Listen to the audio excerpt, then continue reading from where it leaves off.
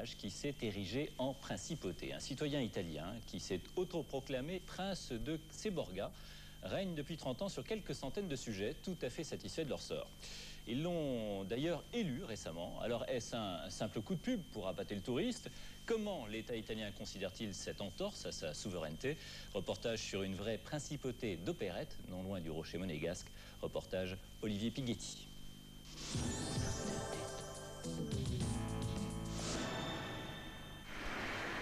Paris, 13e arrondissement. Sur la façade de cet immeuble, pas de drapeau, pas de plaque. C'est pourtant ici que réside Pierre Sora, le consul de Seborga, une principauté située sur le territoire italien. C'est quoi Seborga? Ah, Seborga, c'est une très belle histoire. C'est un peu un conte de fées. Vous avez entendu parler, bien sûr, comme tout un chacun, de la principauté de Monaco. Et à côté, à quelques kilomètres de Monaco, il y a une principauté qui s'appelle la principauté de Seborga, en territoire italien. Lorsque le partage a été fait entre la France et l'Italie, des territoires, cette principauté a été tout simplement oubliée dans les traités.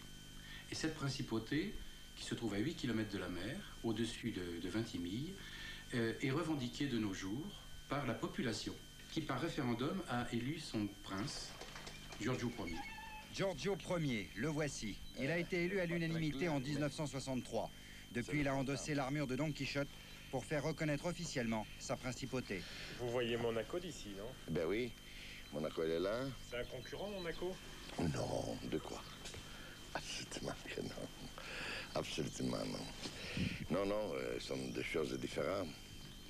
Monaco, il a sa souveraineté, il a son territoire, il a ce qu'il doit avoir.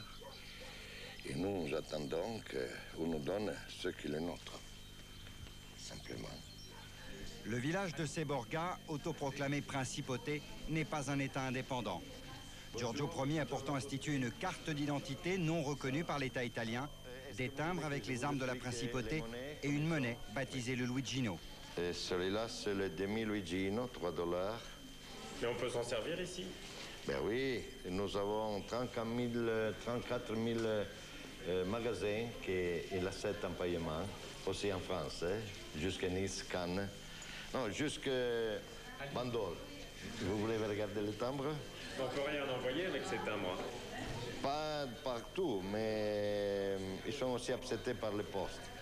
Quel poste, par exemple? Mais en France, si nous écrivons, ils sont des fois qu'ils passent, des fois qu'ils ne passent pas. Ça, c'est une chose un peu de l'homme qui a le bureau postal, s'il veut l'accepter ou pas l'accepter. Ces timbres et ces pièces ne sont pas que des gadgets pour les touristes. Ce sont les attributs d'un État indépendant. Impossible pour l'Italie d'accepter une autre monnaie que la lire. Résultat, l'administration italienne attaque en justice Giorgio Ier. Cela n'empêche pas les visiteurs de se faire photographier aux côtés de son Altesse Sérénissime. Merci pour la visite. Vous êtes très content aujourd'hui? Vous avez bien mangé? Bien, bien. Bien bu? Bien bu. Ça, c'est mieux. Bien bu aussi. Merci. Grazie à vous. La principauté de Seborga a tout d'un royaume d'opérette. Et en apparence, c'est une opération commerciale. On dit que la principauté existe pour attirer le tourisme. Qu'est-ce que vous répondez, vous? Oui, je réponds simplement que c'est pas vrai. Pourquoi nous n'avons aucune forme d'accueil? Nous avons 3 petits restaurants, un bar. Alors, un qui fait bar et restaurant, et 2 restaurants, rien de tout. Mais c'est déjà beaucoup pour une petite commune rurale d'à peine 2000 personnes. Il y a quelques années, le pittoresque village de Seborga était menacé par l'exode rural. Depuis l'instauration de la principauté, certains habitants sont devenus commerçants et ont ouvert des boutiques de souvenirs. Ce sont des idées. J'aime toutes les idées. J'aime l'art. Oh, ça c'est le cendrier. Le cendrier, pour moi, c'est magnifique. Pensez-vous casser sa cigarette sur ce Seborga? C'est vraiment principesco questo. Ben, c'est pas très aristocrate de faire ça avec les cendriers, mais c'est très pratique. Mais nous disons que... Vous êtes un aristocrate? Non, absolument que non. Je suis pour la liberté. Nous sommes contre aucune chose, mais personnellement, nous avons... Regardez ce qu'ils ont fait. Regardez, c'est pas possible. Hein? Pauvre prince. Ça vous fait plaisir de vous retrouver comme ça? Me fait rire, ça me fait rire beaucoup. Mais ils sont des systèmes pour vivre pour eux. Si un visage, il donne quelque chose à quelqu'un, ça c'est bien. Hein? Ça c'est notre noblesse. Donner quelque chose à les personnes de Séborga. S'il est possible. Personnellement, j'achèterai jamais une chose comme ça, mon Dieu. Un visage comme celui-là, non. Mon Dieu. 63 ans, retraité, Giorgio est un natif du village. Citoyen italien, ce n'est pas un aristocrate et avant d'être proclamé prince de Séborga, il était horticulteur. Passionné d'histoire, il a converti à la monarchie toute la population républicaine qui le traite comme un prince. Dove sono i miei biscottini? Sono lì, prendi. Vieni. C'est votre meilleur client. Non, je paye pas. Je paye pas. C'est pour ça qu'ils protestent. Oui. Mais Parce que le prince, il paye rien ici? quelquefois, oui. Mais un biscuit, deux biscuits, un verre de vin, c'est pas grand-chose. Mais c'est un contrôle que j'ai fait. C'est pas vrai, mais... C'est un contrôle. Contrôle de qualité? Oui, de qualité. C'est bien ça, non? Toutes les excuses sont bonnes pour manger. Tu basta, già mangiato troppi, stop. Pour lui, pas plus. Pour moi. Giorgio Ier est un peu farfelu, mais il n'a rien d'un illuminé. L'imbécile. Et ce n'est certainement pas un imbécile. Ti do un pezzo di carta al volo. Sa principauté n'est pas seulement une vitrine touristique. Ciao. Au-delà du folklore apparent, il ne perd pas de vue son objectif, acquérir un jour l'indépendance. Madame, c'est notre ministre de l'école. Notre ministre de l'école. Oui. Ministre de l'Éducation? De l'éducation, oui. Nous voulons que notre enfant soit libre de comprendre et de vivre juste. Pas mis dans un système de numéros. C'est celui-là que j'ai dit avant. Pas être et pas devenir des numéros dans la vie. Ça, c'est la fin du monde, la fin du peuple, de l'humanité.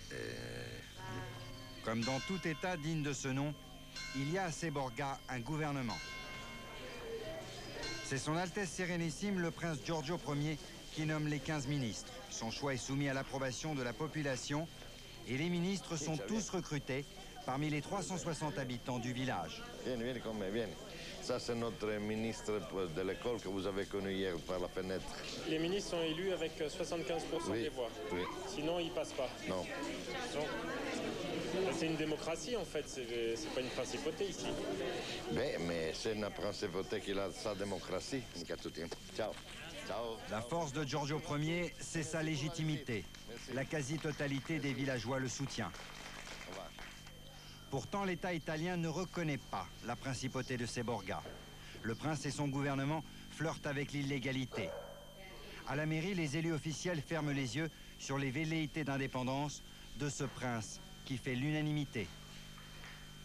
Est-ce que la municipalité est jalouse du prince? Non. On est avec lui quand il a des idées pour améliorer le village, le tourisme ici. Pour la question de l'indépendance, ce sera une chose entre lui et le gouvernement italien. La clé. La clé, c'est celle du palais, où siège le gouvernement de la principauté. La clé. La clé.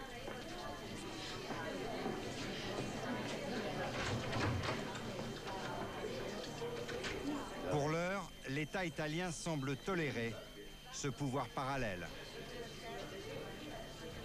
Bien, mais ça, allez. Quelques minutes. Vous voulez demander quelque chose au ministre? Si les policiers italiens venaient à arrêter le prince, hein, qu'est-ce que vous feriez? Eh bien, Fête. il y a... La grande fête de Seborga. Ah bien, la grande fête. pas de La fête. libération. Le jour de la libération. Vous seriez prêt à utiliser la force pour le défendre? Non. Pourquoi il faut faire la force? La diplomatie, c'est la meilleure chose. La force, on arrive à une guerre. Alors, c'est mieux la guerre diplomatique avec les papiers qu'avec les armes comme il fait Clinton, etc. La principauté n'a pas d'armée. En revanche, elle a un corps diplomatique. Aujourd'hui, le prince reçoit André Triquet, représentant de commerce à la retraite. André Triquet est français. Il va être nommé consul de Roquebrune dans le Var, la ville où il réside. Bonjour, monsieur le consul. Bonjour, madame. Bonjour. Bonjour. Bonjour, Walter.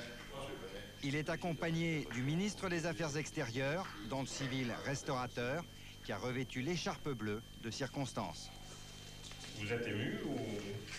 Évidemment, c'est quand même un moment d'émotion parce que c'est un moment important dans ma vie, maintenant. Ça, c'est le passeport diplomatique.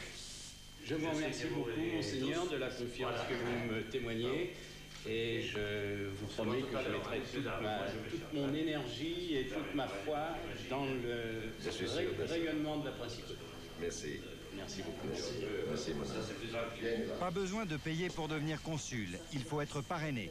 André Triquet a été recommandé par un de ses amis, le consul de la principauté des Seborga à Paris.